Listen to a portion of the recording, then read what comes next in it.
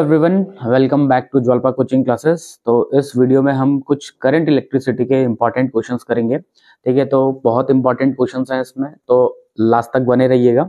ठीक है, चलिए स्टार्ट करते हैं। पहला क्वेश्चन है, 6 equal resistances of 1 ohm are connected to form a hexagon ABCDE। देखो, आपके पास कह रहे हैं कि 6 1 ohm के रेजिस्टेंसेस हैं और इन सबको कैसे कनेक्ट किया गया है, हेक्सागन के फॉर्म में। इस तरीके से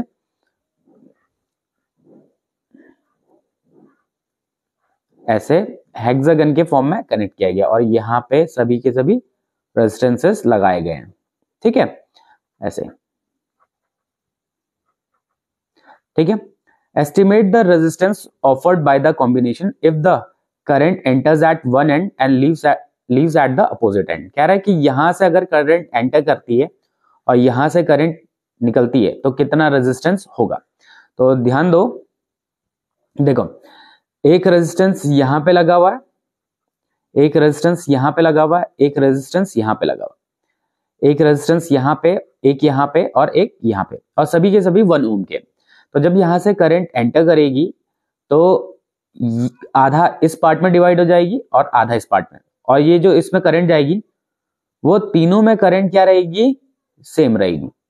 और करंट सेम रहेगी, ये तीनों के तीनों कैसे हैं, सीरीज में लगे हुए हैं, तो इनका नेट रेजिस्टेंस इनका कितना हो जाएगा, 3 ohm। और ये नीचे वालों का कितना हो जाएगा, ये नीचे वालों का हो जाएगा बेटे 3 ohm। ठीक है, ये 3 ohm और ये 3 ohm आपस में पैरेलल में हो जाएंगे। तो पैरेलल में कैसे सॉल्व करते हैं, आपको पता है कैसे सॉल्व करते हैं, 1/3 प्लस 1/3 करके सॉल्व करेंगे तो 2/3, ये 1/r नेट है। ठीक है, तो r नेट कितना मिलेगा, 3/2, सॉरी,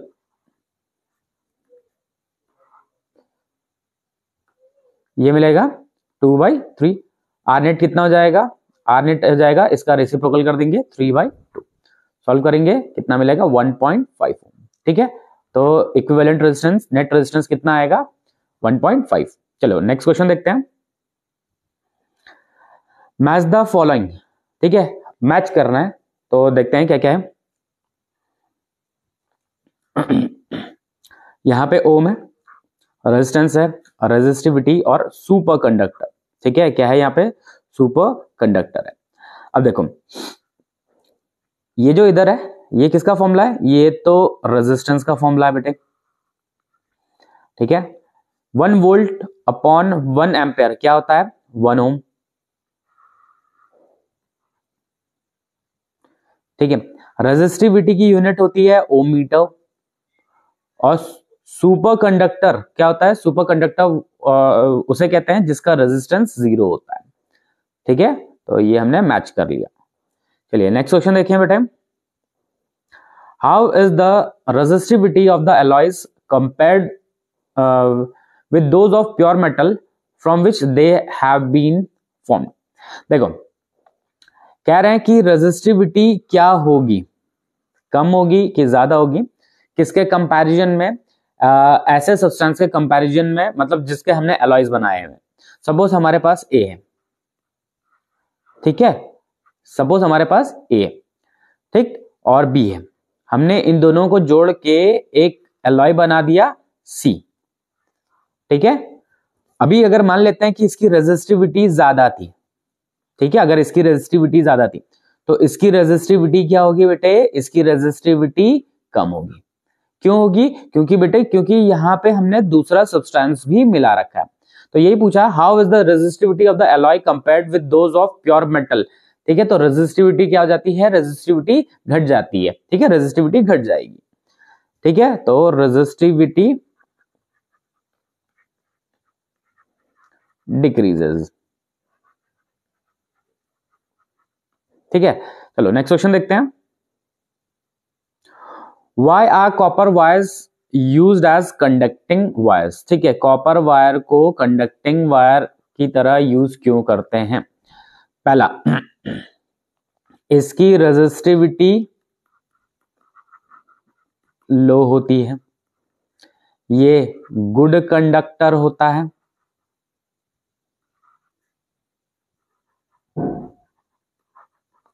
ये गुड कंडक्टर होता है, ठीक है, और इसका स्ट्रेंथ भी ठीक होता है। इस वजह से इसको कनेक्टिंग वायर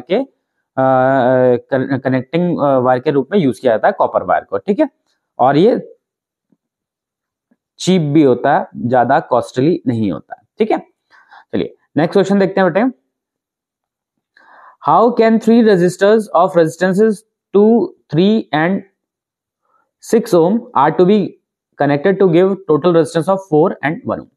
कह रहे हैं कि आपके पास 3 रेजिस्टेंसेस हैं, कितने कितने के, एक है 2 ओम का, एक है 3 ओम का, और एक है 6 ओम का। आप इनको किस तरीके से कनेक्ट करोगे कि टोटल रेजिस्टेंस 4 ओम मिल जाए और 1 ओम मिल जाए, ठीक है। तो देखो, अगर आपको डायरेक्टली आता है तो अच्छी बात है, अगर नहीं आता डायरेक्टली तो आप क्या करोगे, आप इसमें कॉम्बिनेशंस बना के देखोगे, ठीक है। तो कॉम्बिनेशंस हम भी बना के देख लेते हैं। पहला मैं क्या करता हूं, एक बार सीरीज में लगा लेता हूं सबको इस तरीके से, 2 3 6 सीरीज में लगेगा तो कितना आएगा इसका 11। तो 11 चाहिए क्या, हमें नहीं चाहिए 11, हमें तो बोल रखा है ना 4, तो सीरीज में तो नहीं लगेंगे। अब दूसरा पैरेलल में लगा के देख लेता हूं। तो पैरेलल में लगाते हैं, ये 2 लगा दिया, ये 3 और ये 6, 2 3 और 6,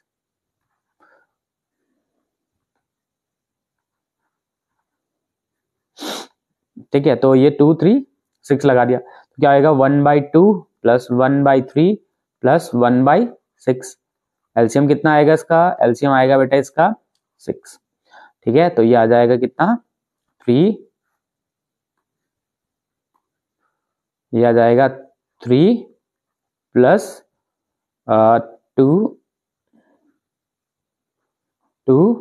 प्लस 1, ठीक है। तो ये भी हो जाएगा 6/6। रेसिप्रोकल करेंगे तो रेसिप्रोकल करके भी क्या मिलेगा, हमें 1 ही मिलेगा, ठीक है। तो 1 वाला कैसे मिल जाएगा, 1 वाला हमें मिलेगा जब हम तीनों को कैसे लगा देंगे, पैरेलल में लगा देंगे। अब 4 वाला बनाना है तो 4 वाला बनाते हैं जरा, और कॉम्बिनेशंस करके देखते हैं, ठीक है।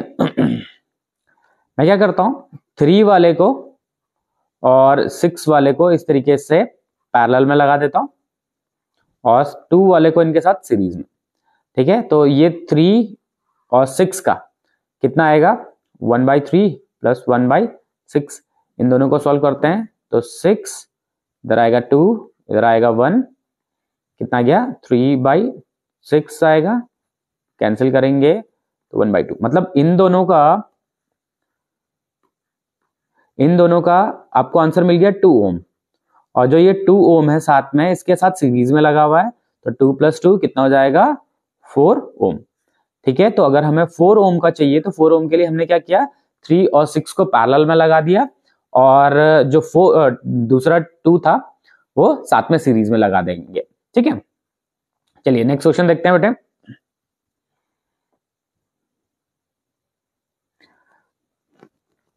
Raman wants to draw a graph to show how resistivity of a wire changes with the length of the wire, ठीक है। तो रमन क्या कर रहा है कि रेजिस्टिविटी का ग्राफ प्लॉट करना चाह रहा है, और ये देखना चाह रहा है कि लेंथ के साथ साथ रेजिस्टिविटी पे क्या असर पड़ता है, ठीक है। तो पहले हम सारे ग्राफों को देख लेते हैं एक एक करके। देखो ये वाला कह रहा है, ये जो पहला ग्राफ है ये कह रहा है कि अगर आप लेंथ को बढ़ाते जाओगे तो रेजिस्टिविटी बढ़ती जाएगी। ये वाला कह रहा है कि लेंथ को बढ़ाओगे तो रेजिस्टिविटी घटती जाएगी। ये कह रहा है कि भैया लेंथ कांस्टेंट है लेकिन रेजिस्टिविटी बढ़ रही है। ये जो लास्ट वाला ऑप्शन है ये कह रहा है कि अगर आपने लेंथ बढ़ा दिया तो रेजिस्टिविटी कांस्टेंट रहती है। और आपको पता होना चाहिए कि रेजिस्टिविटी सिर्फ 2 ही फैक्टर पर डिपेंडेंट होती है, पहला फैक्टर होता है नेचर और दूसरा फैक्टर होता है टेम्परेचर। तो यहाँ पे तो लेंथ को चेंज किया जा रहा है, नेचर और टेम्परेचर को तो चेंज नहीं किया जा रहा है।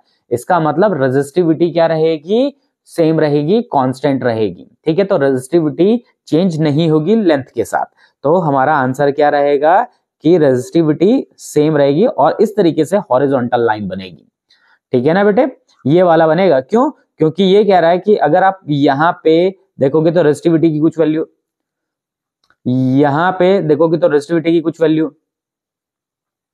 तो यहाँ पे रेजिस्टिविटी की कुछ वैल्यू, यहाँ पे देखोगे तो रेजिस्टिविटी की कुछ वैल्यू, यहाँ पे देखोगे तो रेजिस्टिविटी की कुछ वैल्यू, ठीक है। और ये सारी की सारी वैल्यूज क्या है, सेम। मतलब अगर आपने लेंथ बढ़ा दिया तो रेजिस्टिविटी क्या रह रही है, सेम रह रही है। तो इसका आंसर क्या हो जाएगा, आंसर डी हो जाएगा, ठीक है। चलिए अगला क्वेश्चन देखते हैं।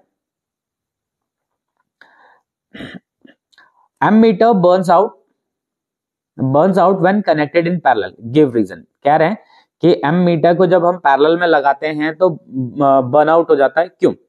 देखो एमीटर को तो वैसे सीरीज में लगाया जाता है, आपको पता होना चाहिए कि एमीटर को कैसे लगाते हैं बेटा, हम सीरीज में लगाते हैं। अच्छा क्यों लगाते हैं, अब जरा ध्यान से सुनो।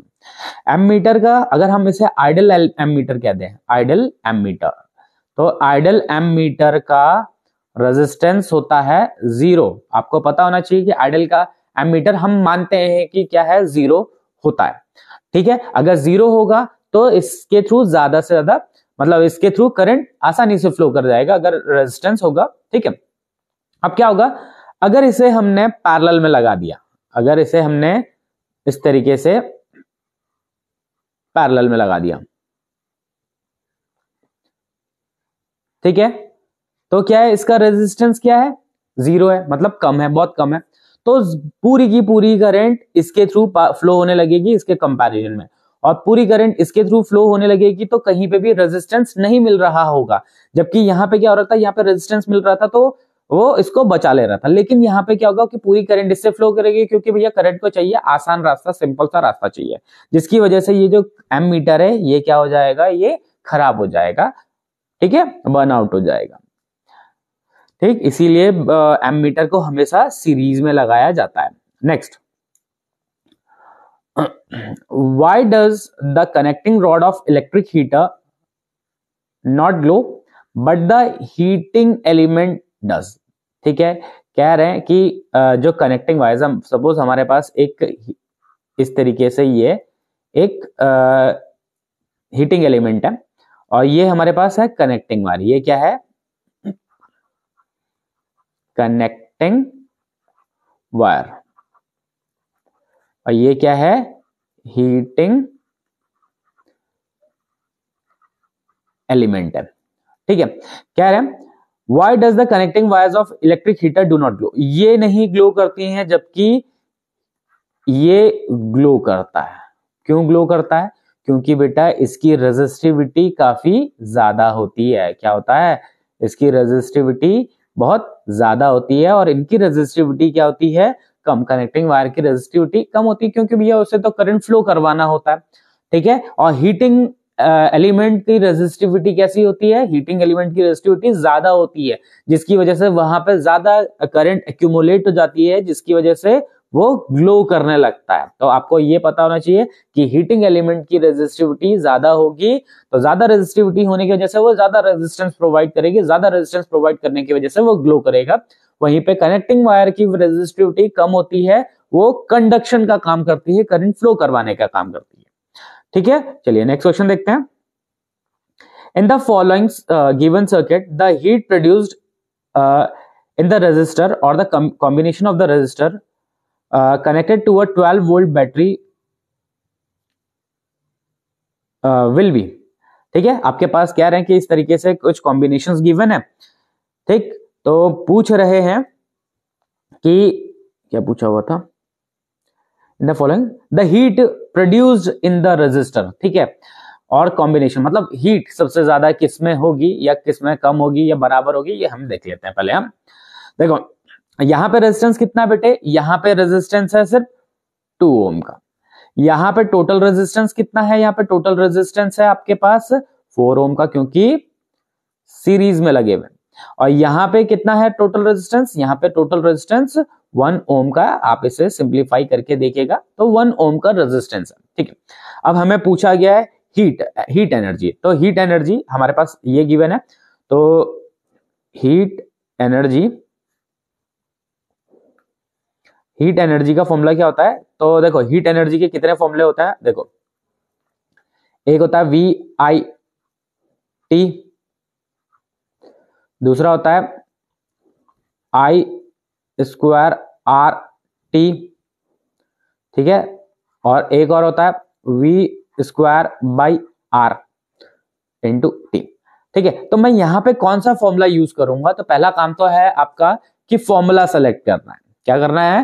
पहला काम फॉर्मूला सेलेक्ट करना है कि कौन सा फॉर्मूला हम यूज करेंगे। ठीक है, तो पहला काम क्या है बेटे? फॉर्मूला सेलेक्ट करना है। क्यों सेलेक्ट करना है फॉर्मूला? क्योंकि हमारे पास जो गिवन वैल्यूज है उन्हीं के हिसाब से तो फॉर्मूला लगाएंगे। तो हमारे पास क्या है? एक v गिवन है और r गिवन है, तो v और r के हिसाब से लगा लेते हैं। तो v और r के हिसाब से तो ये तो नहीं लगाएंगे, ये भी नहीं लगाएंगे, तो हम ये वाला लगाएंगे। मतलब अगर आप देखोगे तो तीनों में वोल्टेजेस क्या है? तीनों में वोल्टेजेस सेम है ना? तीनों में वोल्टेजेस सेम। ठीक है, टाइम भी हम क्या दे रहे हैं कि टाइम क्या है? सेम है।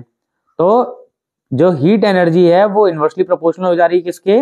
रेजिस्टेंस के। ठीक है, इसका मतलब जिसका रेजिस्टेंस ज्यादा होगा उसकी एनर्जी कम होगी, और जिसके रेजिस्टेंस कम होगा उसकी एनर्जी ज्यादा होगी। तो एनर्जी ज्यादा किसमें मिलेगी? जिसमें सबसे कम रेजिस्टेंस है।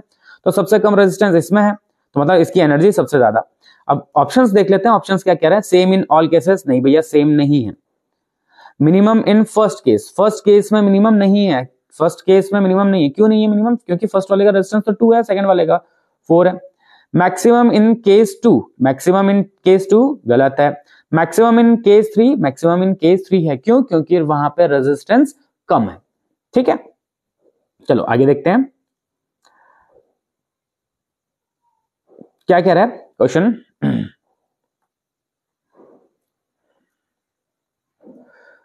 वायर ऑफ रेजिस्टिविटी रो, एक वायर है जिसकी रेजिस्टिविटी क्या है? रो है। Is stretched to double its length, इसको स्ट्रेच किया गया और उसकी लंबाई को डबल कर दिया गया। What will be it's new resistivity?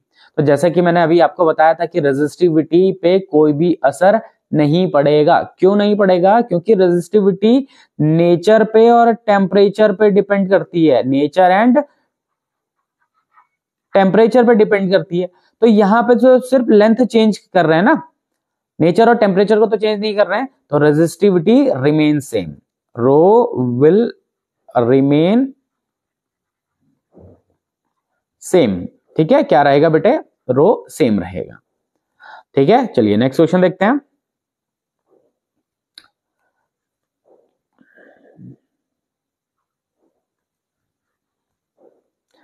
A number of n resistors, each of resistance R are first connected in series and then in parallel. What will be the ratio of the total effective resistance of the circuit in series to the?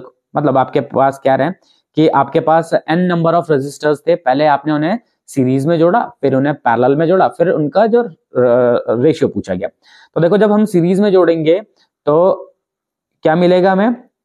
R1 plus R2 plus R3 plus R4, कब तक? n times तक। तो R net क्या हो जाएगा? NR। ठीक है, अगर एक R होता तो R, अगर 2 होता तो 2R, 3 होता तो 3R, अगर 4 होता तो 4R। इसी तरीके से n होगा तो NR। इसी तरीके से पैरेलल में क्या हो जाएगा? पैरेलल में हो जाएगा R अपॉन N। ठीक है, अब हमें इनका रेशियो चाहिए, तो RS upon RP, series upon parallel वाले का रेशियो चाहिए। सीरीज में कितना आ रहा है? NR। पैरेलल में कितना बेटे? R upon N। ये R से ये R कैंसिल हो गया और ये N घूम के ऊपर चला जाएगा, तो सीरीज अपॉन पैरेलल का रेशियो क्या आ जाएगा? N स्क्वायर के बराबर हो जाएगा। ठीक है बेटे, चलिए नेक्स्ट क्वेश्चन देखते हैं। Calculate the total number of electrons constituting 1 coulomb of charge. कह रहे हैं कि 1 कूलम्ब ऑफ चार्ज में कितने इलेक्ट्रॉन्स होते हैं। तो देखो, यहां पे हम क्वांटाइजेशन ऑफ चार्ज यूज कर लेते हैं कि Q इज इक्वल्स टू कितना होता है? Ne। ठीक है, Q कितना है? Q कह रहे हैं 1 कूलम्ब।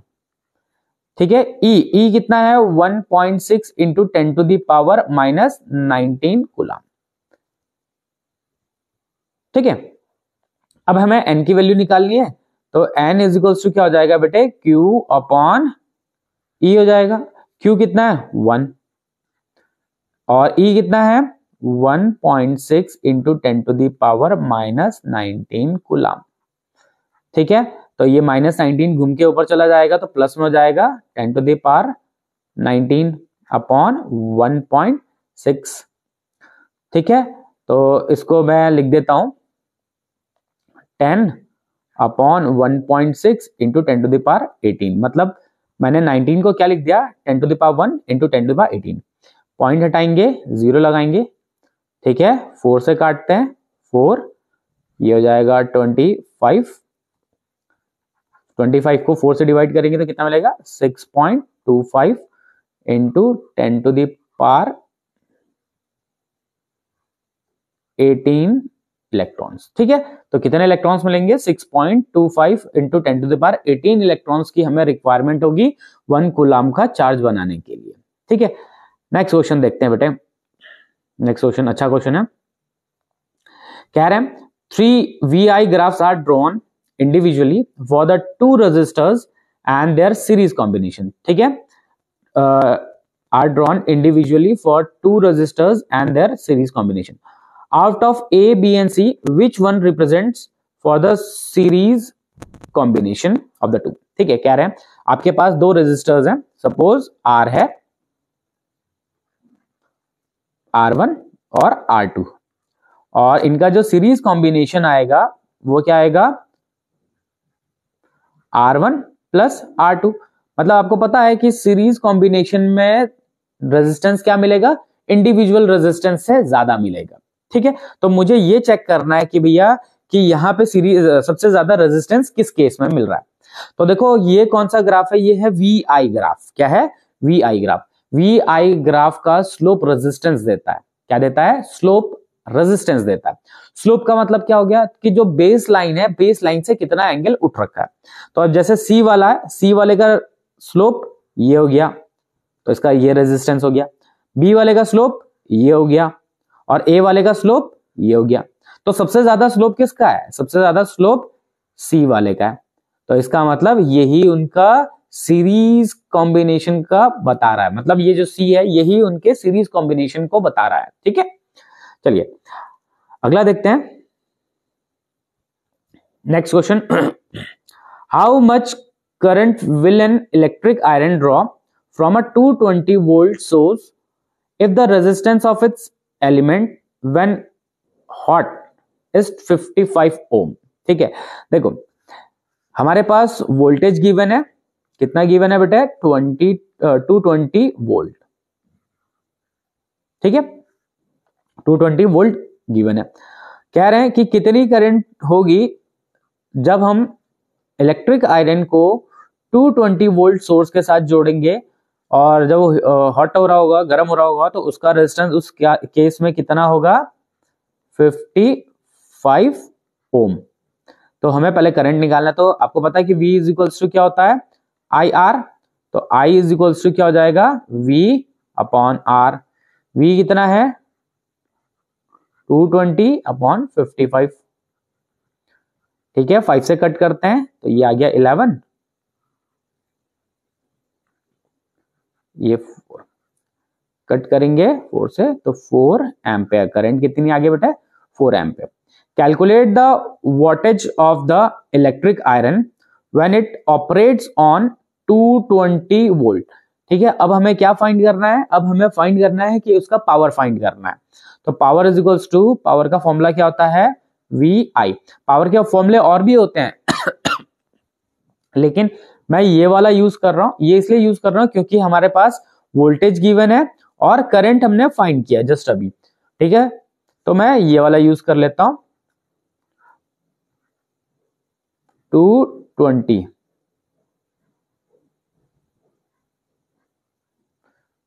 ठीक है, और I कितना था, 4।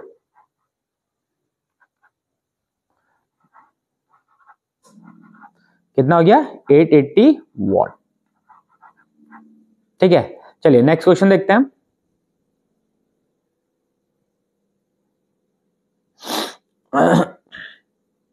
क्या कह रहा है next question, a current of 1 ampere flows in a circuit of series combination containing an electric lamp and a conductor of 5 ohm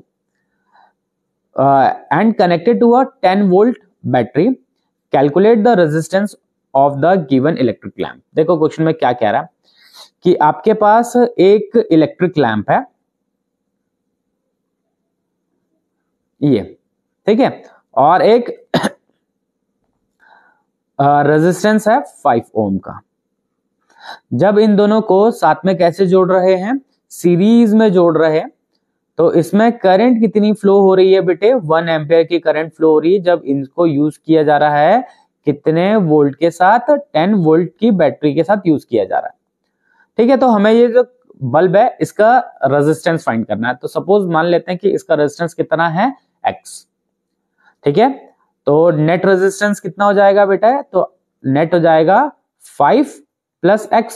क्यों हुआ, क्योंकि सीरीज में, तो सीरीज में डायरेक्टली 5 प्लस x हमने डायरेक्टली जोड़ दिया। तो v is equals to I R होता है। ठीक है, तो r इज इक्वल्स टू क्या हो जाएगा बेटे, v बाई आई। v कितना था 10, i कितना है 1। ठीक है, तो r की जगह क्या है 5 plus x is equals to 10 upon 1, 10 हो जाएगा। x की वैल्यू कितनी हो जाएगी 5 ओम। ठीक है, तो जो आपके पास जो इलेक्ट्रिक बल्ब है उसका रेजिस्टेंस भी कितना हो गया, उसका रेजिस्टेंस 5 ओम हो गया।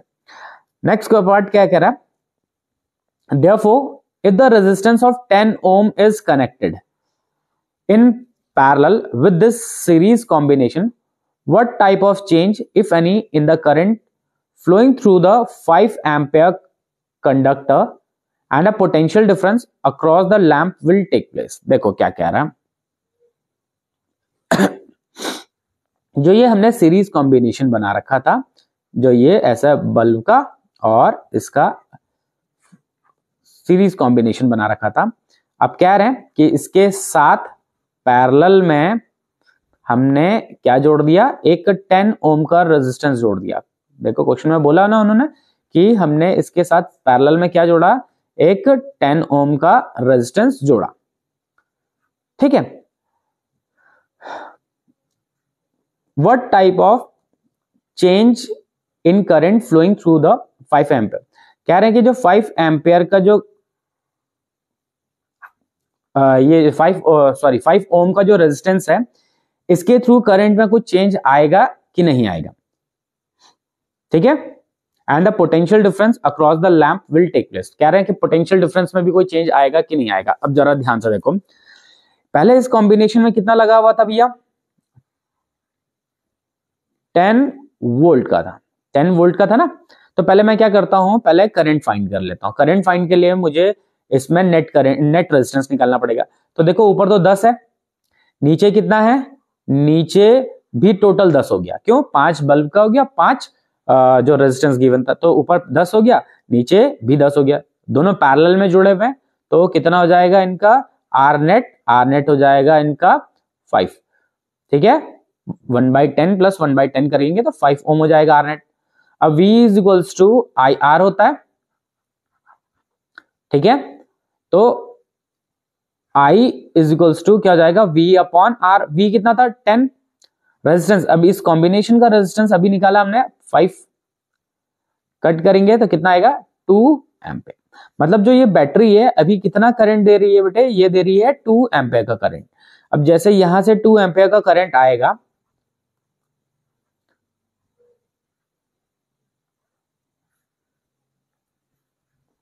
ये 2 एम्पियर का करंट आएगा,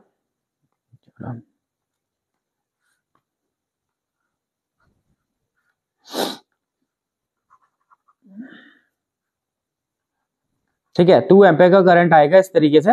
अब ये जो 2 एम्पियर का करंट है, दोनों में रेजिस्टेंसेस क्या है, सेम है। ऊपर वाले में भी 10 है और नीचे वाले में भी 10 है।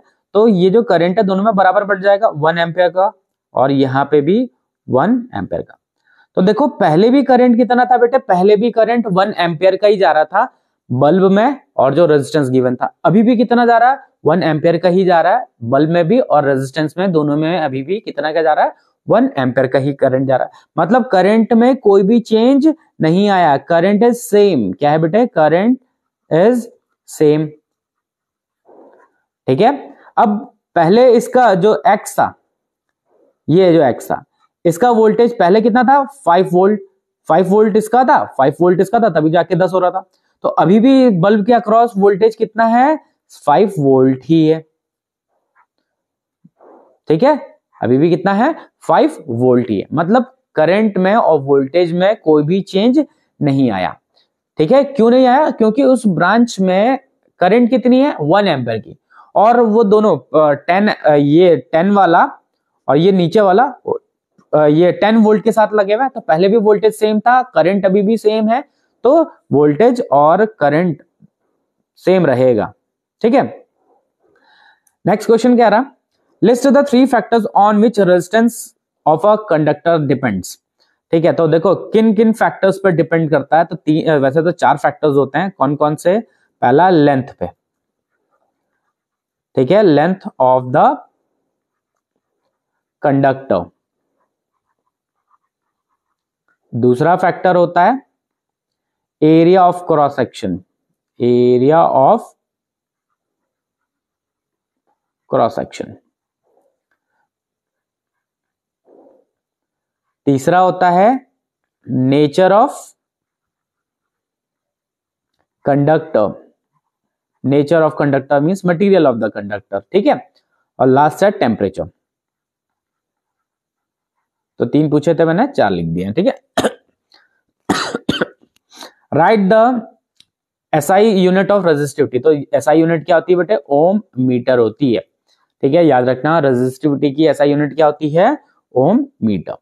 चलिए नेक्स्ट क्वेश्चन देखते हैं, what is the maximum resistance which can be made by using 5 resistors each of 1/5 ohm, ठीक है, कह रहे हैं कि मैक्सिमम कितना रेजिस्टेंस बनाया जा सकता है 1/5 ओम का के 5 रेजिस्टेंसेस को यूज करके। तो ध्यान रखना मैक्सिमम कब बनता है, सीरीज में बनता है, मिनिमम कब बनता है, पैरेलल में। मैक्सिमम सीरीज में, मिनिमम पैरेलल में, तो हमें मैक्सिमम पूछा गया है तो हम मैक्सिमम ही यूज करेंगे, ठीक है। तो रेजिस्टेंस कितना हो जाएगा, R1 plus R2 plus R3 plus R4 plus R5, 5 है इसलिए, ठीक है। तो ये क्या हो जाएगा 1/5 प्लस 1/5 प्लस 1/5 प्लस 1/5 प्लस 1/5, इनको सबको सिंप्लीफाई करेंगे तो क्या मिलेगा 1 ओम, कितना मिलेगा 1 ओम। ध्यान रखना बच्चे इसमें कंफ्यूज हो सकते हैं कि 1/5 लिखा हुआ है, तो रेसिप्रोकल नहीं कर रखा, वो था ही 1/5, हाँ मैक्सिमम पूछा गया था, ध्यान रखना मैक्सिमम पूछा गया था, ठीक है, मिनिमम पूछा नहीं गया। अगर मिनिमम पूछा जाएगा तो आप इसका क्या करोगे, रेसिप्रोकल करके ऐड कर देना, ठीक है ना। तो इसका मैक्सिमम रेजिस्टेंस कितना आ गया 1/5 ओम, और अगर बाई सॉरी कितना आ गया 1 ओम, हाँ। अगर मिनिमम पूछ लेते तो मिनिमम भी बता देता हूं, वैसे पूछा नहीं गया है इसमें, लेकिन तब भी मैं बता देता हूं। तो रेसिप्रोकल करके ऐड करोगे तो 1/5 का रेसिप्रोकल कितना होता है 5 प्लस 5 प्लस 5 प्लस 5 प्लस 5, ठीक है। तो 1/r, ये पैरेलल वाले का बता रहा हूं मैं, ठीक है, तो ये हो जाएगा 25। तो पैरेलल में कितना हो जाएगा, अब रेसिप्रोकल करना पड़ेगा, तो 1/25, तो मिनिमम कितना होता है 1/25 और मैक्सिमम कितना हो जाएगा 1 ओम, ठीक है। चलिए नेक्स्ट क्वेश्चन है, an electric bulb which is connected to a 220 volt generator, ठीक है, वोल्टेज कितना गिवन है 220 वोल्ट, करंट कितनी है बेटे 2.5 एम्पियर, ठीक है। कैलकुलेट द पावर, अरे ये तो डायरेक्ट फालतू का क्वेश्चन था, power is equals to VI, power क्या हो जाएगा 220 इंटू 2.5 अपॉन सॉरी 2.5 है, पॉइंट हटाएंगे नीचे 0 लग जाएगा, ये कैंसिल ये कैंसिल, ठीक है। तो 25 इंटू 22, तो मल्टीप्लाई करते हैं हम 25 इंटू 22, कितना हो जाएगा 50, फिर कितना हो जाएगा 50, तो कितना हो जाएगा 550, ठीक है, कितना हो जाएगा 550 वॉट आ जाएगा, ठीक है। Next question, what is the resistance of an ammeter, तो यहां पे एमीटर की बात हो रही है, इसका मतलब आइडल एमीटर की बात हो रही है, आइडल एमीटर, ठीक है, तो आइडल एमीटर का रेजिस्टेंस लिख देते हैं, कितना होता है आइडल एमीटर का रेजिस्टेंस? 0। ठीक है, एक अच्छा एमीटर उसी को माना जाता है जिसका रेजिस्टेंस कितना? 0। ठीक है, तो आइडल एमीटर का रेजिस्टेंस कितना होगा बेटा? 0। ठीक है, नेक्स्ट क्वेश्चन क्या रहा है, what is the resistance of a volt meter?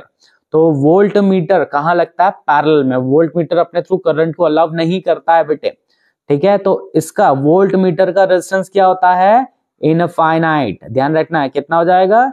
Infinite. ठीक है, एमीटर का रेजिस्टेंस 0, वोल्ट मीटर का रेजिस्टेंस इनफाइनाइट। चलिए नेक्स्ट क्वेश्चन देखते हैं, what is the commercial unit of electrical energy? Represent it in terms of joules. ठीक है, commercial unit क्या होती है? कॉमर्शियल यूनिट क्या होती है? Kilowatt hour. Kilowatt hour को जूल में कन्वर्ट करना है तो 1 किलो वॉट आर, इसको क्या लिख सकते हैं हम? 1 किलो वॉट इंटू 1 आर लिख सकते हैं। ठीक है, 1 किलो वॉट का मतलब क्या होता है? 1000 वॉट, और 1 आर का मतलब होता है 3600 सेकेंड। ठीक है, इसको मल्टीप्लाई कर लेते हैं तो 3 6 1 2 3 4 5, ये वॉट सेकंड हो गए। तो वॉट सेकंड कुछ और नहीं होता, वॉट सेकंड क्या होता है? जूल होता है बेटे। क्या होता है वॉट सेकंड? जूल। तो 1 किलो वॉट आर अगर पॉइंट में लिखेंगे तो 3.6 इंटू 10⁶ जूल होता है। ठीक है, तो ये हो गया। चलो अगला पार्ट देखते हैं, list 2 advantages of series arrangement for list 2 disadvantages of series arrangement for a house hold circuit. तो दो डिसएडवांटेजेस क्या है? तो दो ही पूछे गए, तो दो ही। अगर पहला कि जैसे आपके पास यहाँ पे बल्ब लगा हुआ है, यहाँ पे फैन लगा हुआ है, और यहाँ पे आपके पास टीवी लगी हुई, सीरीज में आपने इस तरीके से जोड़ दिया। ठीक है, अगर ये काम करना बंद कर देगा तो फैन भी काम नहीं करेगा और टीवी भी काम नहीं करेगी। क्यों? क्योंकि उनके थ्रू करंट फ्लो नहीं हो पाएगी। तो पहला डिसएडवांटेज क्या है कि अगर एक अप्लायंस खराब हो जाएगा तो बाकी अप्लायंसेस भी काम करना बंद कर देंगे। ठीक है, दूसरा डिसएडवांटेज क्या है बेटा इसका? कि ये सिंगल स्विच से ऑपरेट किए जाएंगे। किससे? सिंगल स्विच से ऑपरेट किए जाएंगे। इसका मतलब अगर आपको फैन चलाना है तो आपको टीवी भी चलानी पड़ेगी और बल्ब भी चलाना पड़ेगा। एक और बता देते हैं, तीनों को में प्रॉपर वोल्टेज नहीं मिल पाएगा। अगर प्रॉपर वोल्टेज नहीं मिलेगा तो ये प्रॉपर फंक्शनिंग नहीं कर पाएंगे, प्रॉपर फंक्शन नहीं करेंगे। ठीक है, तो सेम वोल्टेज नहीं मिल पाता है। ठीक है, सेम वोल्टेज नहीं मिल पाता है। ठीक है, चलिए नेक्स्ट देखते हैं बेटे,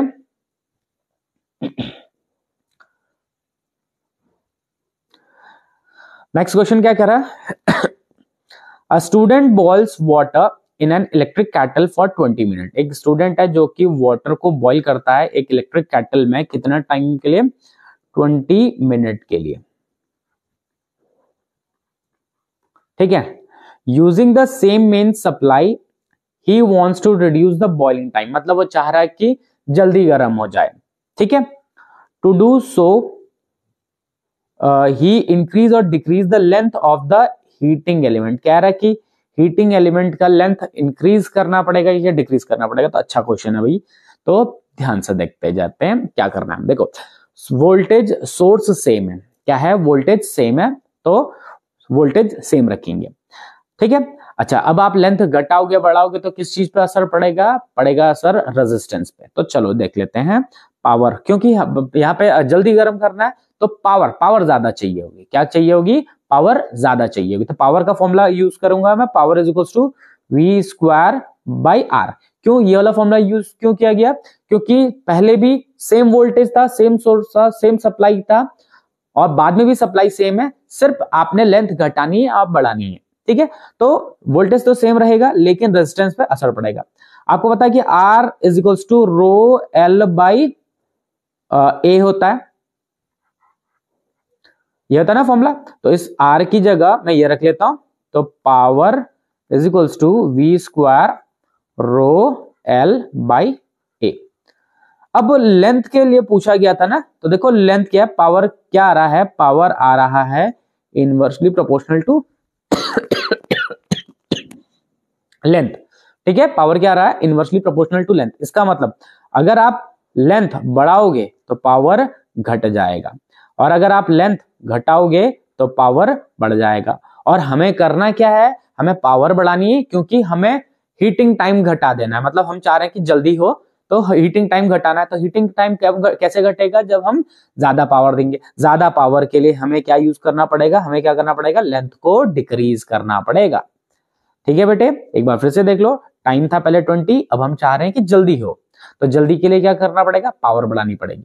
ठीक है, और हमने देखा कि पावर इनवर्सली प्रोपोर्शनल आ रहा है किसके, रेजिस्टेंस के, क्योंकि सप्लाई सेम था तो वोल्टेज सेम था, तो इनवर्सली प्रोपोर्शनल आ रहा है रेजिस्टेंस के। रेजिस्टेंस डायरेक्टली प्रोपोर्शनल होता है लेंथ के। ठीक है, तो आर की जगह मैंने रख लिया ये पूरा। ठीक, अब देखो जो पावर है वो भी आ रहा है इनवर्सली प्रोपोर्शनल, लेंथ क्या आ रहा है, इनवर्सली प्रोपोर्शनल आ रहा है। इसका मतलब लेंथ बटेगा, लेंथ घटेगा तो पावर बढ़ेगा, और अगर लेंथ बढ़ेगा तो पावर घटेगा। तो हमें बढ़ाना है टाइम, मतलब कम समय में पावर ज्यादा चाहिए। पावर ज्यादा चाहिए तो लेंथ हमें क्या करना पड़ेगा, घटाना पड़ेगा। ठीक है, चलिए नेक्स्ट क्वेश्चन देखते हैं।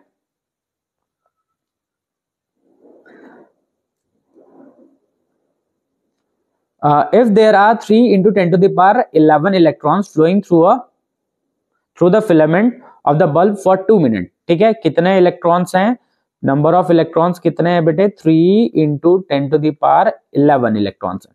कितने टाइम के लिए फ्लो हो रहे हैं, 2 मिनट के लिए फ्लो हो रहे हैं। 2 मिनट्स का मतलब होता है 2 into 60, इसका मतलब 120 सेकेंड्स।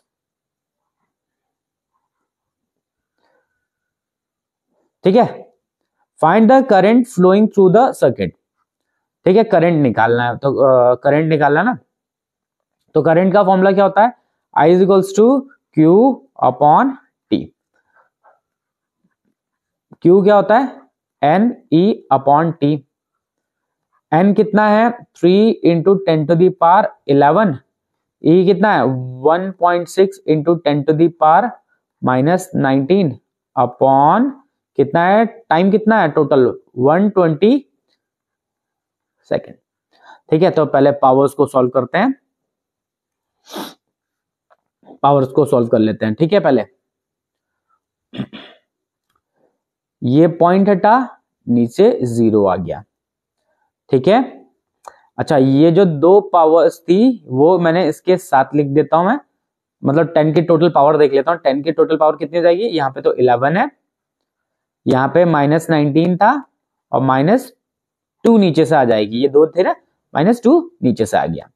ठीक है, तो टोटल पावर कितना हो गया, 10 टू दी पावर -10, कितना आ गया, 10 टू दी पावर -10 आ गया। ठीक है, अब बचा कितना, 3 इंटू 16 अपॉन 12। 3 से कट करते हैं, 4 आया, 4 से कट करते हैं तो 4, कितना आया, 4 into 10 to the power -10 ampere. ठीक है, इतना करंट है।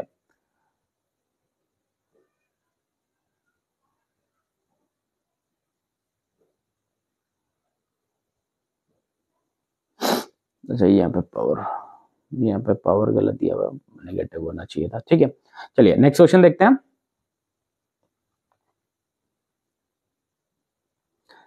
क्या कह रहा है next question, there are 3 resistors of 5 ohm, 10 ohm, 15 ohm are connected in series, and the entire combination is connected to a battery of 30 volt. Ammeter and voltmeter are connected in the circuit.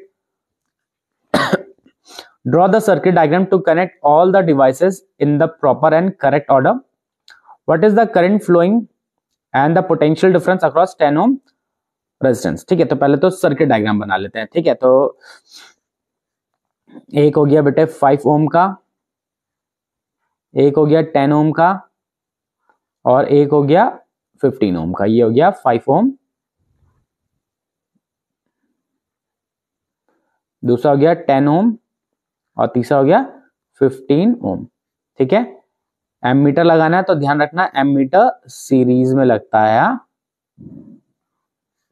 ठीक है, एक battery लगा देते हैं, की नहीं कह रखा है तो चलो की भी लगा ही देता हूं। और कितना है 30 वोल्ट। ठीक है, अब एक वोल्ट मीटर भी लगाना है। क्या लगाना है? वोल्ट मीटर भी लगाना है सर्किट में। ठीक है, draw the circuit diagram to connect all this. Connect कर लिया, एक वोल्ट मीटर रह रखा है, अभी देखेंगे कहां पे लगाना है। What is the current flowing through and the potential difference across. मतलब जो वोल्ट मीटर लगाना है वो मुझे इसके अक्रॉस लगाना है। क्यों? क्योंकि इसके अक्रॉस ही पूछा गया है क्या? वोल्टेज। ठीक है, तो पहले करंट निकालने के लिए मुझे नेट रेजिस्टेंस निकालना होगा। तो नेट रेजिस्टेंस क्या मिलेगा बेटे? नेट रेजिस्टेंस हो जाएगा सीरीज में तो 5, 10 और ये हो गया 15। कितना हो गया टोटल? 30 ओम। आपके पास वोल्टेज 30 वोल्ट गिवन था तो करंट कितनी हो जाएगी? 30 वोल्ट अपॉन 30 ओम। कितना हो जाएगा? 1 एम्पेयर। तो सीरीज में करंट कितनी है? 1 एम्पेयर की। तो इसमें करंट कितनी है? 1 एम्पेयर। इसमें करंट कितनी है? 1 एम्पेयर। और इसमें भी कितनी है करंट? 1 एम्पेयर। अब इसके अक्रॉस वोल्टेज चाहिए तो voltage V is equals to IR होता है। ठीक है, V डैश लिख लेते हैं। I कितना है? 1 एम्पेयर। R कितना है? 10। 10 था ना, 10 वाले के अक्रॉस पूछा तो इसलिए उसी का रेजिस्टेंस यूज कर रहे हैं तो 10 वोल्ट हो जाएगा। ठीक है, चलिए नेक्स्ट क्वेश्चन देखते हैं। नेक्स्ट क्या है? If an electric heater rated 800 watt operate 6 hour per day. ठीक है, पावर कितना गिवन है बेटा? पावर गिवन है 800 वॉट। ठीक है, इसको कितना टाइम यूज किया जा रहा है? 6 आवर्स यूज किया जा रहा है per day. Find the cost of energy to operate it for 30 days. और ठीक है, तो पहले मुझे एनर्जी निकालनी है। तो एनर्जी निकालने के लिए मैं किलो वॉट में निकाल लेता हूं। तो 800 डिवाइडेड बाई 1000 करेंगे तो किलो वॉट में आ जाएगा। ठीक है, तो एनर्जी क्या होता है? Power into time. पावर कितना है बेटे? 800 डिवाइडेड बाई 1000 इनटू टाइम कितना है? 6। ठीक है, तो ये 0 से 0 कट, ये 0 से 0 कट, तो कितना हो जाएगा? 4.8 हो जाएगा। ठीक है, तो ये कितने दिन का है बेटा? ये तो एक दिन का है। ठीक है, 30 डेज का पूछा जाएगा तो 30 डेज में कितनी एनर्जी होगी? For 30 days. तो 30 डेज के लिए क्या करेंगे? 30 से मल्टीप्लाई करेंगे तो नेट एनर्जी क्या हो जाएगी? 30 डेज इंटू एक दिन की एनर्जी। ठीक है, पॉइंट हटाएंगे, नीचे 0 लगेगा, ये 0 से 0 कैंसिल हो जाएगा। इसको मल्टीप्लाई करते हैं,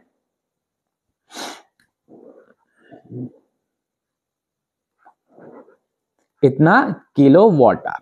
ठीक है, तो एनर्जी 144 किलो वॉट आर है, लेकिन हमें कॉस्ट पूछी गई है। तो कॉस्ट कैसे निकलेगी?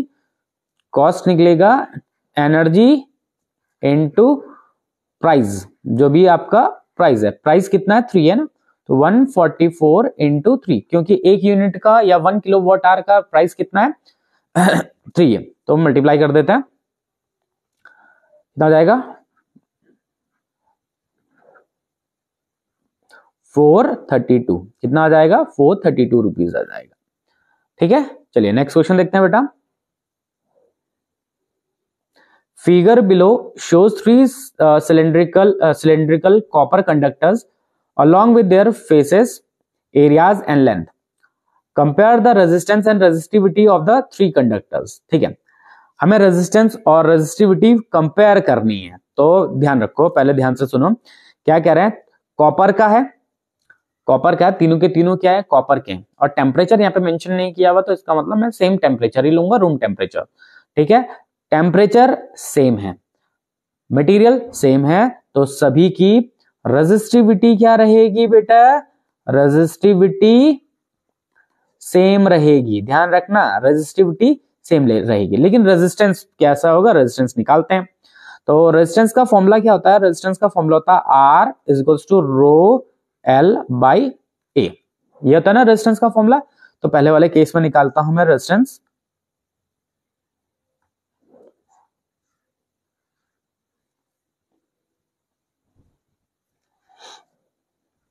तो रेजिस्टेंस क्या हो जाएगा आर, क्योंकि रो लेंथ कितना है एल, एरिया है ए। ठीक है, तो पहले वाले केस में रेजिस्टेंस इतना हो गया। दूसरे वाले केस में रेजिस्टेंस कितना हो जाएगा, रो लेंथ कितना है 3L और एरिया कितना है A/3।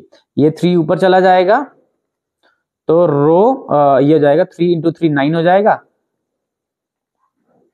9 रो L/A, ये R2 हो गया। अब R3 निकालेंगे, R3 निकालते हैं तो रो लेंथ कितना है L/3, एरिया कितना है 3A। ठीक है, तो R3 क्या मिल जाएगा, ये रो L, ये 3 इस 3 के साथ मल्टीप्लाई हो जाएगा, रो L/A और ये हो जाएगा 9। ठीक है, तो हमें कंपेयर करना था, पता करना था कंपेयर द रेजिस्टेंस। ठीक है, तो अगर इसका रेजिस्टेंस R है, ठीक है, तो इसका रेजिस्टेंस कितना हो जाएगा 9R और इसका रेजिस्टेंस कितना हो जाएगा R/9। क्यों, क्योंकि ये तीनों टर्म्स, ये वाला टर्म तीनों में सेम है ना, तो इसकी जगह पे मैंने R रख दिया। तो सबसे ज्यादा रेजिस्टेंस कितना है बेटे, ये बीच वाले का रेजिस्टेंस है, उसके बाद ये पहले वाले का, उसके बाद ये तीसरे वाले का। ठीक है, चलिए नेक्स्ट क्वेश्चन देखते हैं। When will the current flow more easily through a thick wire or a thin wire of a same material when connected to the same voltage? Material same है, वोल्टेज सेम है, तो हमें पूछा गया है कि किसमें करंट मोर इजीली फ्लो करेगी। मतलब मोर इजीली का मतलब होता है रेजिस्टेंस कम होगा। अब जरा देख लेते हैं, आपने पढ़ा कि resistance is equals to rho L/A ना, रेजिस्टेंस रो L/A होता है। ठीक है, रेजिस्टिविटी क्या है, सेम मटेरियल है तो रेजिस्टिविटी क्या है, सेम है। ठीक है,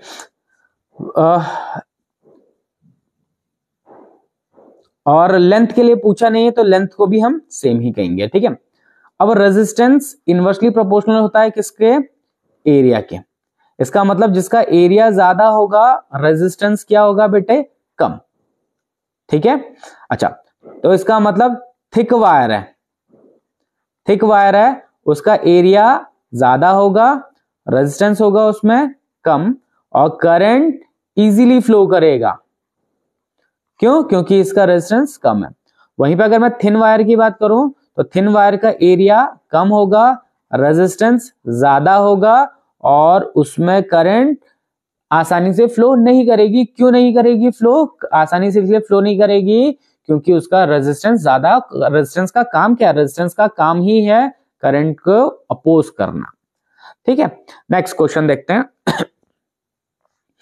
calculate the estimated resistivity of a material of a wire of length 1 metre. एक वायर है जिसके लेंथ कितनी है 1 मीटर की है, जिसका रेडियस कितना है 0.01 सेंटीमीटर है एंड रेजिस्टेंस कितना है उसका 20 ओम है। हमें रेजिस्टिविटी फाइंड करनी है, तो R is equals to rho L/A होता है। तो रेजिस्टिविटी क्या हो जाएगा बेटे, रेजिस्टिविटी हो जाएगा RA/L। R कितना है 20। अच्छा, एरिया नहीं गिवन है तो पहले मुझे एरिया फाइंड करना पड़ेगा। अब एरिया कैसे फाइंड करेंगे, पहले एरिया ही फाइंड कर लेते हैं।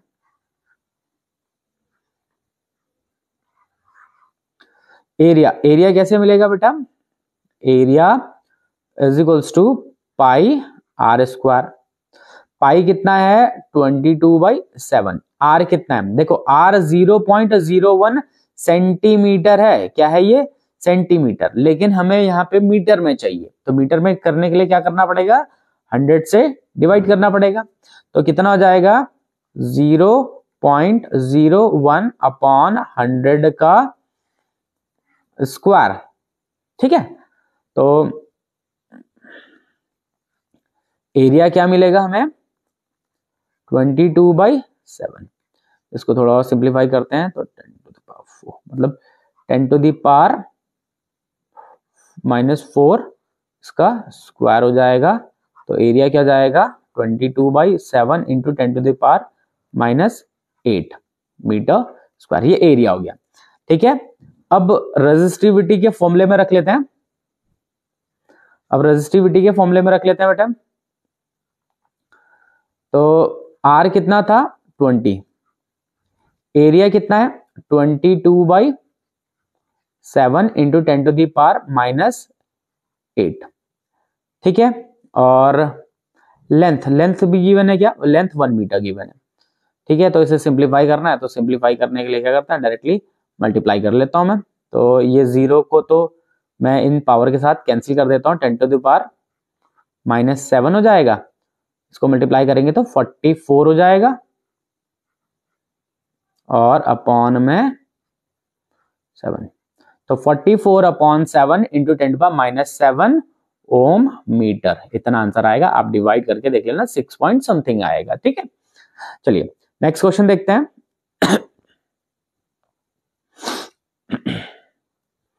क्वेश्चन है, a charge of 2 coulomb moves between 2 plates maintained at a potential difference of 1 volt. ठीक है, तो पोटेंशियल डिफरेंस कितना है 1 वोल्ट का है। ठीक है, चार्ज कितना है 2 कूलम का है। What is the energy acquired by the charge, energy पूछा गया, मतलब तो ये तो सिंपल सा delta V is equals to W/Q होता है, और एनर्जी यहाँ पे, एनर्जी से मतलब है यहाँ पे वर्क के बारे में ही पूछा जा रहा है, तो work is equals to delta V into Q हो जाएगा। डेल्टा V कितना है 1, Q कितना है 2, तो कितना हो जाएगा सिंपली 2 जूल। ठीक है, चलिए नेक्स्ट क्वेश्चन देखते हैं बेटा।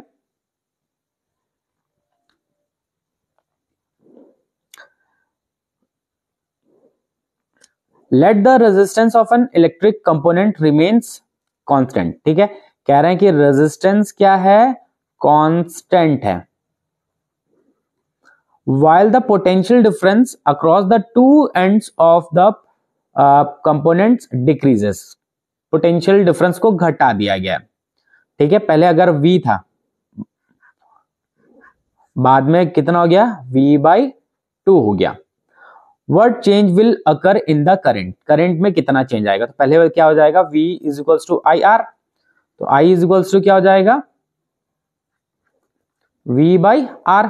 पहले केस में इतनी करंट है, बाद में कितना जाएगा V, इसे V2 मान लेते हैं या V' मान लेते हैं, तो V2 is equals to IR, और रेजिस्टेंस सेम रहे ना, तो V/2 is equals to IR, तो I इज इक्वल्स टू क्या हो जाएगा V/R, और ये अपॉन में 2 था, तो करंट भी क्या हो जाएगी बेटा हाफ हो जाएगा। और ओम्स लॉ भी कहता है कि भैया जैसे जैसे वोल्टेज बढ़ता जाएगा वैसे वैसे करंट भी बढ़ती जाएगी, और अगर वोल्टेज घटेगा तो करंट भी घट जाएगा। तो पहले करंट I थी, अब आपके पास कितनी हो गई नई करंट, ये न्यू करंट है, I' लिख देते हैं, तो ये हो जाएगी हाफ हो जाएगी।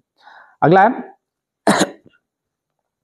विच हैज मोर रेजिस्टेंस, ये ठीक है 100 वाट बल्ब या फिर 60 वाट बल्ब। तो देखो P is equals to V² होता है ना, इनवर्सली प्रोपोर्शनल है, इसका मतलब पावर ज्यादा होगी तो रेजिस्टेंस कम होगा। इनवर्सली प्रोपोर्शनल है ना, देखो अपॉन में लिखा हुआ ना, इसका मतलब 100 वाले का पावर ज्यादा है तो इसका रेजिस्टेंस क्या होगा कम होगा, और 60 वॉट वाले का पावर कम है तो इसका रेजिस्टेंस क्या होगा बेटा ज्यादा होगा। ठीक है, तो किसका ज्यादा होगा रेजिस्टेंस, 60 वॉट वाले का हैव मोर रेजिस्टेंस, क्या मोर रेजिस्टेंस। ठीक है, चलो अगला पार्ट देखते हैं। Discuss the heat generated while transferring 96,000 coulomb of charge in 1 hour through a potential difference of कितनी हीट जनरेट हो रही है। तो हीट जनरेट हो रही, तो आपको पता है कि वर्क क्या है, वर्क भी हीट ही है, तो मैं पोटेंशियल डिफरेंस का डायरेक्ट फॉर्मूला लगा लेता हूं, W अपॉन Q। ठीक है, तो W की जगह हम हीट यूज कर लेते हैं क्योंकि heat is also a form of energy and work is also a form of energy. तो हीट कितनी जनरेट होगी, delta V into Q। Delta V कितना है बेटे 50, Q कितना है 96123 96,000। ठीक है, तो इसे सॉल्व करते हैं।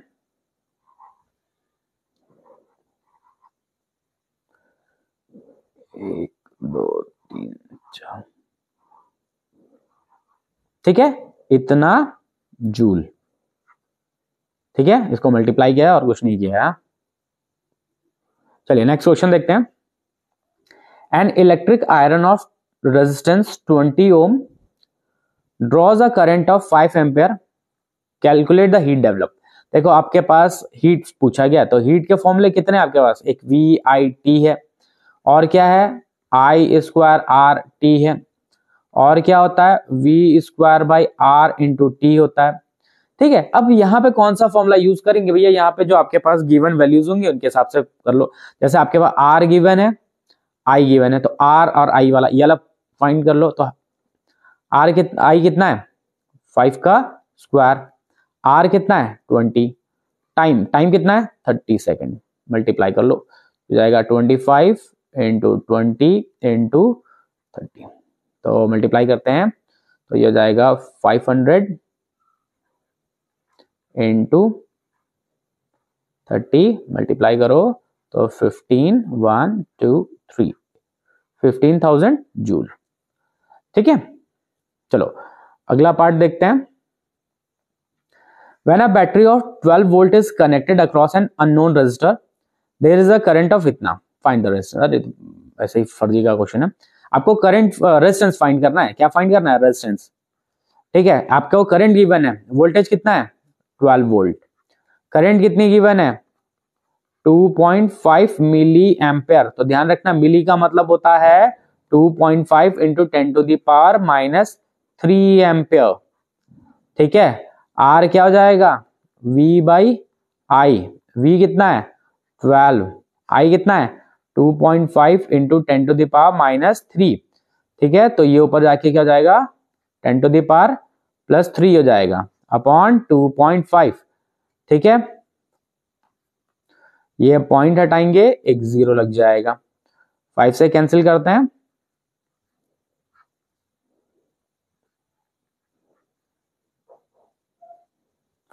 फिर कैंसिल करते हैं। एक मिनट, इसको 240 इंटू 100 लिख देता हूं। ठीक है, अपॉन 5 था, 5 से फिर कैंसिल कर देते हैं तो ये हो जाएगा 4 और 8, कितना हो जाएगा 4800 ओम। ठीक है, 4800 ओम हो जाएगा। नेक्स्ट क्वेश्चन है how many 176 ohm resistors are connected in parallel are required to carry a 5 ampere on a 220 volt line। मतलब आपको पूछा गया कि भैया कितने हम 176 ओम रेजिस्टेंसेस को जोड़ें कि उनके थ्रू 5 एम्पेयर की करंट फ्लो। ठीक है, तो पहले V is equals to IR होता है, तो R इज इक्वल्स टू क्या हो जाएगा V/I हो जाएगा। V कितना है 220, I कितना है 5, कैंसिल करते हैं 4 4। मतलब जो ये 176 ओम रेजिस्टर्स हैं इनका नेट रेजिस्टेंस किसके बराबर आना चाहिए 44 के बराबर आना चाहिए।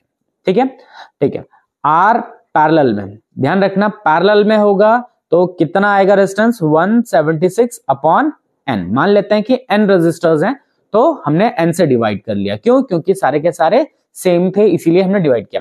लेकिन अगर सीरीज में होते तो मैं N से मल्टीप्लाई कर देता, लेकिन यहाँ पे कैसे हैं पैरेलल में तो मैंने N से डिवाइड कर दिया। ठीक है, तो ये R नेट था, तो R नेट ही है R पैरेलल के बराबर। R नेट कितना 44, ये कितना 176 अपॉन N, N की वैल्यू निकालनी है तो 176 अपॉन 44, कैंसिल करते हैं 4, कितने रेजिस्टर्स लगाने हैं बेटे? 4 रेजिस्टर्स लगाने हैं। अगला है list the difference between voltmeter and ammeter. Voltmeter और एम मीटर के बीच में डिफरेंस फाइंड करना है। ठीक है, इधर हम वोल्ट मीटर लिख लेते हैं और इधर हम एम मीटर लिख लेते हैं। ठीक है, पहली चीज, वोल्ट मीटर क्या नापता है? Potential difference. आप पूरा स्टेटमेंट लिखेंगे, इट मेजर्स पोटेंशियल डिफरेंस। ठीक है, ये क्या नापता है? ये नापता है बेटे करंट। ठीक है, ये कैसे लगाया जाता है? ये लगाया जाता है पैरेलल में। पूरा स्टेटमेंट आप लिखेंगे, पैरेलल में लगाया जाता है ये। और ये कैसे लगाया जाता है बेटे? सीरीज में लगाया जाता है। ठीक है, इसका रेजिस्टेंस क्या होता है? Infinite resistance. क्या होता है बेटा? इनफाइनाइट रेजिस्टेंस होता है इसका, और इसका जीरो रेजिस्टेंस। ठीक है, जीरो रेजिस्टेंस होता है। चलिए नेक्स्ट क्वेश्चन देखते हैं। A wire of resistivity rho is stretched to double its length. How does it affects the resistance? Resistance को कैसे इफेक्ट करेगा? ठीक है, और रेजिस्टिविटी पे क्या असर पड़ेगा? तो ध्यान रखना, रेजिस्टिविटी रिमेन्स सेम। रेजिस्टिविटी क्या रहेगी? सेम रहेगी, लेकिन रेजिस्टेंस पे असर पड़ेगा। तो ये थोड़ा सा अच्छा क्वेश्चन है, तो जरा समझने की कोशिश करिए। जब आप स्ट्रेच करोगे, क्या करोगे? जब आप उसे स्ट्रेच करोगे तो उसके एरिया में भी बदलाव होगा। क्या होगा बेटे? उसके एरिया में भी बदलाव होगा, उसका एरिया भी घटेगा, लेकिन अभी ये नहीं पता कि कितना घटेगा। तो मैं क्या करता हूं, पहले रेजिस्टेंस का फॉर्मूला लिखता हूं, R is equals to rho L by A. ठीक है, अब मैंने क्या किया, ठीक है, ऊपर लेंथ से मल्टीप्लाई कर दिया, नीचे भी लेंथ से मल्टीप्लाई कर दिया, दोनों साइड में हमने लेंथ से मल्टीप्लाई कर दिया। लेंथ से इसलिए मल्टीप्लाई किया क्योंकि मुझे यहाँ पे वॉल्यूम का टर्म बनाना था। तो क्या हो जाएगा? R इज इक्वल्स टू रो, ऊपर हो जाएगा L स्क्वायर, नीचे हो जाएगा AL। क्या होता है? वॉल्यूम। अच्छा, वॉल्यूम का टर्म इसलिए बनाया क्योंकि जब आप उससे स्ट्रेच करोगे, लेंथ बढ़ेगा, एरिया घटेगा, लेकिन वॉल्यूम क्या रहेगा? सेम रहेगा। ठीक है, तो मैंने वॉल्यूम के टर्म्स में कन्वर्ट कर दिया। अब क्या है कि लेंथ को इंक्रीज कर दिया आपने, डबल कर दिया। क्या कर दिया? डबल कर दिया, तो 2L लिख दिया हमने। ठीक है, और वॉल्यूम तो सेम ही रहेगा। अब इनका रेशियो ले लेता हूं मैं, तो रेशियो लेने से क्या होगा? रो कैंसिल, V से V कैंसिल। अभी क्या बचता है आपके पास? आपके पास बचता है R अपॉन R डैश। ये हो जाएगा L स्क्वायर, नीचे हो जाएगा 4L स्क्वायर। L स्क्वायर से L स्क्वायर कैंसिल हो जाएगा, और ये इसके साथ मल्टीप्लाई होगा, तो R डैश की वैल्यू क्या जाएगी? 4R के पास। मतलब रेजिस्टेंस क्या हो जाएगा? 4 टाइम्स हो जाएगा, पुराने रेजिस्टेंस के 4 टाइम्स हो जाएगा। लेकिन रेजिस्टिविटी क्या रहेगी बेटे? सेम रहेगी। रेजिस्टिविटी सेम क्यों रहेगी? रेजिस्टिविटी इसलिए सेम रहेगी क्योंकि रेजिस्टिविटी किस चीज पे डिपेंड करती है? रेजिस्टिविटी डिपेंड करती है नेचर और टेम्परेचर, दोनों में से कुछ भी चेंज नहीं हो रहा। क्या कह रहे हैं question? Two unequal resistances are connected in parallel if you are not provided with any other parameter. ठीक है, दो आपके पास अनइक्वल रेजिस्टेंसेस गिवन है जो कि पैरेलल में जुड़े हुए हैं, और आपको कुछ भी पैरामीटर्स नहीं दे रखा है, कोई भी न्यूमेरिकल वैल्यू नहीं दे रखी है, आई की वैल्यू भी नहीं दे रखी है, आर की वैल्यू भी नहीं दे रखी। What can be said about the voltage drop across the two resistors? भैया देखो, यहाँ पे ये जो इतनी राम कहानी लिखी हुई है, फालतू की राम कहानी है। क्यों है फालतू की राम कहानी? क्योंकि इसमें यहाँ पे उन्होंने मेंशन कर दिया क्या है? पैरेलल है। क्या है? पैरेलल। अब बच्चे क्या करते हैं कि जब ये क्वेश्चन पढ़ते हैं, इस तरीके से लंबा सा क्वेश्चन पढ़ते हैं कि भैया इसका आंसर जबरदस्ती कुछ ना कुछ निकालो ही निकालो। तो ध्यान दो, कैसा है? सिंपली पैरेलल है ये। और जब पैरेलल होते हैं तो पैरेलल में वोल्टेज क्या होता है? सेम रहता है वोल्टेज पैरेलल में। ठीक है, तो यहाँ पे पैरेलल में है, इसीलिए यहाँ पे वोल्टेज भी क्या रहेगा बेटे? वोल्टेज सेम रहेगा। ठीक है ना, तो इसमें ज्यादा सोचने की जरूरत नहीं है। यहाँ पे खाली आपको कंफ्यूज करने के लिए बोल दिया गया कि पैरेलल में कनेक्ट कर रखा है, कोई भी पैरामीटर नहीं गिवन है, वैल्यूज अननोन है, तो ऐसा घबराने की जरूरत नहीं है। यहाँ पे सिंपली क्या लिखोगे आप? वोल्टेज सेम रहेगा। ठीक है, चलिए नेक्स्ट क्वेश्चन देखते हैं। आई थिंक ये लास्ट क्वेश्चन ही है। Next question, in the given circuit A B C D are the 4 lamps connected with a battery 6 volt. ठीक है, analyse the circuit to answer the following question. What kind of the combination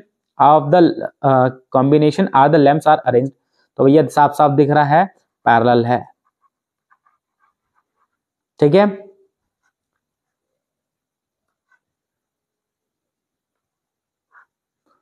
ठीक है, next part क्या कह रहा है, explain with the reference of your answer above answer what are the advantages of this combination. क्या इस combination के क्या एडवांटेजेस हैं।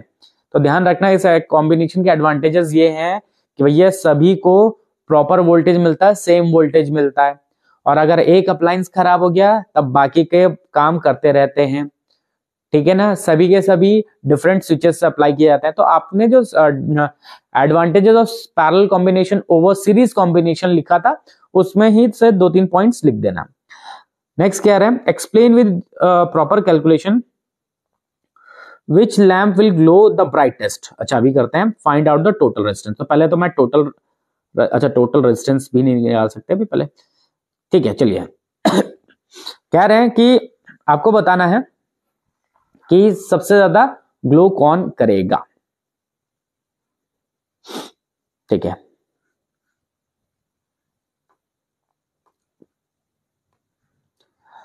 देखो वोल्टेज सेम है ना, वोल्टेज सेम है, तो power is equals to V I होता है ना, power is equals to V I. तो वोल्टेज सेम है तो पावर उसी की ज्यादा होगी जिसमें करंट ज्यादा आ रही होगी। तो सबसे ज्यादा करंट किस वाले में आ रही है, देखो इसमें तो 3 है, इसमें 4 है, इसमें 5 है, इसमें 3 है। तो सबसे ज्यादा करंट किसमें है, इसमें। तो सबसे ज्यादा ग्लो कौन करेगा, यही करेगा भैया। ठीक है, सबसे ज्यादा कौन करेगा ग्लो, यही करेगा। तो ये तो पता चल गया कि सबसे ज्यादा ब्राइट कौन जलेगा। नेक्स्ट पार्ट क्या कह रहा था, find out the total resistance. Total resistance find करना है, तो टोटल रेजिस्टेंस कैसे फाइंड करेंगे, पहले तो टोटल करंट निकाल लेते हैं। देखो यहां पे करंट है 3 एम्पेयर की, यहाँ पे 4 एम्पेयर की, यहाँ पे 5 एम्पेयर की, यहाँ पे 3 एम्पेयर की। तो टोटल करंट कितनी हो जाएगी, आर नेट आई नेट कितनी हो जाएगी, ये हो जाएगी 3 ampere plus 4 ampere plus 5 ampere plus 3 ampere. कितना हो गया ये 7, और 7 plus 5 12 plus 15 ampere. Total current कितनी है 15 एम्पेयर की। अब V इज इक्वल्स टू क्या होता है I R, R is equals to क्या हो जाएगा V बाई आई। V कितना था 60, I कितना है टोटल कितना है I। कैंसिल करो,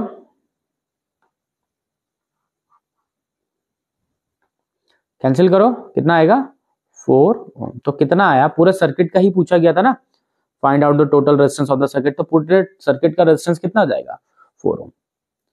ठीक है, तो ये कुछ क्वेश्चंस थे, कुछ अच्छे क्वेश्चंस थे, कुछ कॉन्सेप्चुअल क्वेश्चंस थे। ठीक है, तो इन सारे क्वेश्चंस को आप ट्राई जरूर करिए।